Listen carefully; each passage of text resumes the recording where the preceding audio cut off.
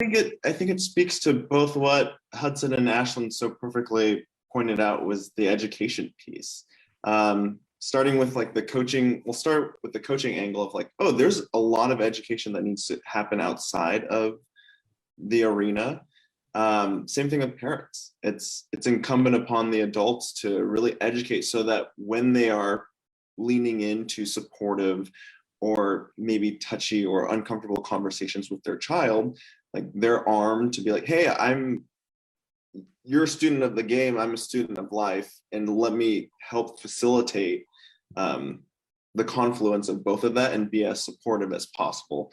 My parents in that regard were great. They supported us in doing any and everything. And I think just from the athlete perspective, something that I later in my career was very thankful for is that my parents never pushed us into anything or mandated going to practice. They always mandated you're going to school first, and then if you're not going to school, good luck trying to get to practice, because that's just not going to happen.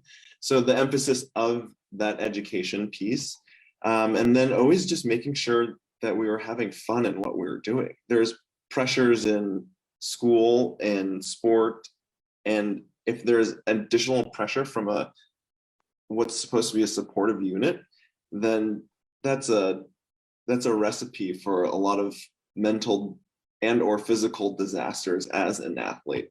So just making sure that your child, I do not have children, Hudson could speak to this better, but just making sure that there is still fun in whatever your child or athlete is doing, because from experience, I know at a high level of sport, oftentimes it's not, the work is not fun. The sport is amazing, but knowing that there's always someone instilling the fun and education piece is what I'm thankful for my parents. And I think it's something very critical to any developing athlete.